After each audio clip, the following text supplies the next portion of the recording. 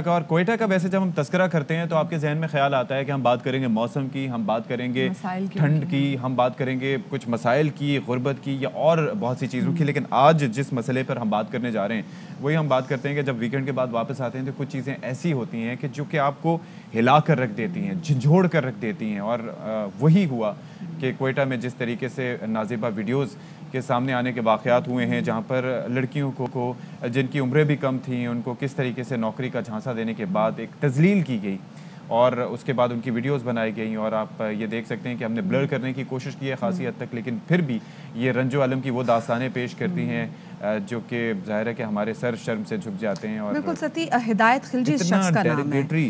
ہدایت خلجی اس شخص کا نام ہے اور یہ شخص کیا کرتا تھا کہ یہ جو لڑکیاں ہیں ان کو کالز کر کے نوکریوں کا جھانسا دیتا تھا. جب یہ لڑکیاں اس کے پاس آتی تھی نوکری کے لیے تو وہ لڑکیوں کو اغوا کرتا تھا، ان کے ساتھ زیادتی کرتا تھا، عصمت دری کرتا تھا، ان کی ویڈیوز بناتا تھا اور بعد میں ان کو بلیک میل کرتا تھا کہ میں تمہاری ویڈیوز لیک کر دوں گا. اور پھر اور یہ کوئی ایک یا دو لڑکیوں کی داستان نہیں ہے. جو بھی میں کل سے تمام تر سوشل میڈیا پہ جو سٹوریز پڑھتی ہوئی آ رہی ہوں اور جو خبریں دیکھتی ہوئی آ رہی ہوں اس کے مطابق ستی کہا جا رہا ہے کہ تقریباً کوئی 200 سے زائد ایسی لڑکیاں جن کی زندگیاں اس ایک شخص نے خراب کی. اور ایک اور اس کے اندر فیکٹر بھی ہے، ایک اور فیکٹر بھی ہے مدیہ، کہ دیکھیں یہ جو لڑکیاں جب گئی تھیں تو انہیں ایک اور خاتون نے کہا تھا، ایک اور لڑکی جو تھی اس نے کہا تھا کہ یہ شخص جو ہے وہ ہمیں ملازمت دے سکتا ہے. تو ہیر سے پر نہیں جانا چاہیے. اور ظاہر ہے کہ نارملی ایک چیز بدیہ ویسے ہوتی ہے کہ اگر کوئی خاتون آپ کو بتا رہی ہے کہ یہاں پر جاب کے لیے چلو تو آپ کا ٹرسٹ بڑھ جاتا ہے. تو یہ نہ کریں، آپ اپنے طور پر پورا جو ہے وہ اس معاملے کی تحقیق کریں اور پھر جائیں. ابھی یہ کابل میں ہے، کہاں پر ہے؟ میں بتاتی ہوں. نہیں، یہ کابل میں نہیں ہے. ابھی ہدایت خلجی اور جو ان کا بھائی ہیں ان کو کر لیا گیا گرفتار. ان کے پاس سے ان کے موبائل فونز، ان کے لیپ ٹاپ، جو یو ایس بی ان کے پاس موجود تھی وہ بھی پولیس نے اپنی تحویل میں لیے. اور اس کو پھر آپ کو پتہ ہے لاہور میں ہی ایک فورنزک لیب ہے، وہاں پر ہی وہ فورنزک ٹیسٹنگ کے لیے بھجوائی گئی اور اس سے پتہ چلے گا کہ اور کن کن کی ویڈیوز ہے اور کیا کچھ یہ شخص جو ہے یہ کرتا رہا ہے. اچھا، پتہ کیسے چلا ستی اس کیس کا؟ ایک خاتون جن کی 2 بیٹیاں اس شخص کی تحویل میں تھیں انہوں نے کال کی کہ جی یہ شخص ہے اور اس کے پاس میری بیٹیاں ہیں، مقدمہ کروایا اور انہوں نے کہا جی میری بچیوں کے ساتھ زیادتی کرانے. پھر پتہ چلا کہ وہ جو لڑکیاں ہیں ان کو کابل روانہ کر دیا گیا ہے. ابھی تک ان لڑکیوں کو تو پتہ نہیں چلا، ماں بھی غائب ہے ان کی ابھی. اچھا، ماں کا تو یہ سلسلہ ہے کہ وہ گھر پہ جس گھر کا ایڈریس انہوں نے لکھوایا تھا وہ گھر پہ کوئی نہیں رہتا فی الوقت، وہ گھر بند ہے. جو نمبر وہ دیکھیں گئی تھیں اس نمبر پہ کانٹیکٹ نہیں ہو سکتا. اچھا، ایک اور خاتون نے بھی درخواست دی ہے اسی طرح سے. پھر یہ پچھلے سال کی درخواست تھی، پروین نامی شخص تھی، وہ آگے آئی تھی اور انہوں نے کہا تھا کہ اس شخص نے میرے ساتھ زیادتی کی اور نوکریوں کا جھانسا دیتا ہے.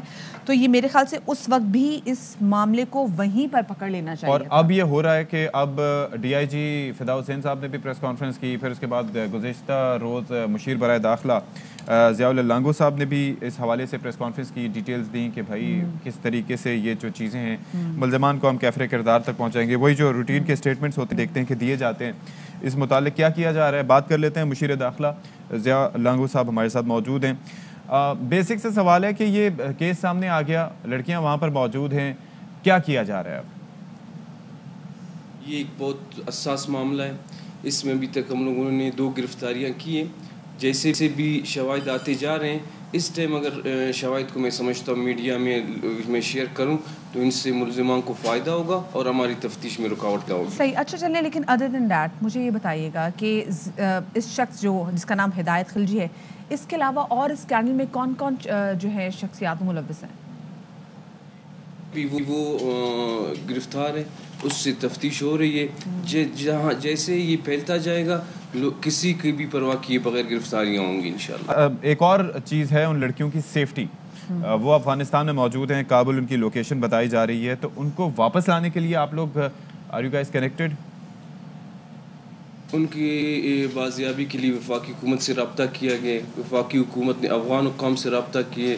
افغان حکام مسلسل رابطے میں، انشاءاللہ بہت جلد مغوی خواتین وطن واپس پہنچ جائیں گے. اللہ کرے جی ایسا ہی ہو. ضیاء صاحب یہ بتائے گا کہ یہ جو مغوی لڑکیاں ہیں ان کی والدہ جنہوں نے یہ مقدمہ درج کرایا تھا وہ خود بھی غائب ہیں، ان کے والد سے کچھ ویسے پتہ چل سکا ہے؟ اس سلسلے میں ہمارے ساتھ تعاون کرنا ہوگا. جس قسم کا بھی خطرہ ہو وہ حکومت کو آگاہ کرے, حکومت ان کو سیکورٹی فراہم کرے گی. ملزم جتنا بھی بااثر ہو وہ حکومت سے طاقتور نہیں ہو سکتا. اچھا صاحب, آبویسلی آپ کی گورنمنٹ کی ذمہ داری ہے کہ لوگوں کے اندر ایک خوف کی فضا نہ رہے. تو یہ جو اتنا بڑا اسکینڈل سامنے آیا ہے تو آئی ایم شیور کہ جو خوف کی فضا بلوچستان بھر میں قائم ہو گئی ہے کہ کوئی بھی شخص کچھ بھی کر سکتا ہے اور اس طریقے سے وہ ریڈار کے نیچے چھپا بھی رہ سکتا ہے. تو یہ احساس تحفظ بیدار کرنے کے لیے آپ لوگ کیا کر رہے ہیں؟ اس طرح کی گناؤنی لوگ, اس طرح کے درندے معاشرے میں ہوتے ہیں. ایک شخص ایک درندے کی وجہ سے پورے معاشرے کو ہمیں اس نظر سے نہیں دیکھنا چاہیے. ہمارا معاشرہ ایک غیرت مند معاشرہ ہے, ایک قبائلی معاشرہ ہے. ادھر لوگوں کی عزتیں محفوظ ہیں اور ہونی چاہیے. کبھی کبھار اگر ایسے واقعات ہوتے ہیں تو ہم نے سب نے مل کر ان کا تدارک کرنا ہوگا. لیکن ہم یہ دیکھ رہے ہیں کہ یہ جو کبھی کبھی کے واقعات بھی اس نے کس طریقے سے پورے کے پورے بلوچستان کو ہلا کے رکھ دیا ہے. سول سوسائٹی جس طریقے سے باہر نکل کے احتجاج کری, اور ہم نے کوئٹہ میں کبھی اتنے بڑے پیمانے پر لوگوں کو باہر نکل کے احتجاج کرتے ہوئے نہیں دیکھا. تو اللہ کرے جی یہ پکڑا تو گیا ہے, لیکن اس کے خلاف جتنے بھی شواہد ہیں وہ بھی جلد سے جلد اکٹھے ہو جائیں اور پتہ چل سکے کہ کتنی لڑکیاں اس سے افیکٹ ہوئی ہیں. اور صرف یہ دو نہیں ہو سکتے, سزا ہونی چاہیے اس نیٹ ورک میں اور بہت سارے. اب جیسے آپ نے بولا نا کہ ایک لڑکی کال کر لڑکی کہتی تھی کہ ان کے پاس نوکری مل سکتی ہے, تو ہو سکتا ہے ان کے گروپ میں لڑکیاں بھی انوالو ہوں. بالکل انوالو ہو سکتی ہیں, کیونکہ ادر دین دیٹ ایسا ممکن نہیں ہے. پھر نشہ آور اشیاء جب دی جا رہی ہیں تو وہ نشہ آور اشیاء بھی سپلائی کرنے والے الگ فیسیلیٹیٹرز ہوں گے. تو یہ پورا ایک نیٹ ورک ہوگا جس کو پکڑنا ضروری ہے. اور ایک چیز بڑی امپورٹنٹ ہے کہ بھائی سزا دیں تو ایسی دیں کہ دوبارہ نہ کریں. یہاں پر لوگ مار دیے جاتے ہیں, جلا دیتے ہیں لوگوں کو, اور وہ 6-7 سال بعد پھر وہ چھوٹ جاتے ہیں.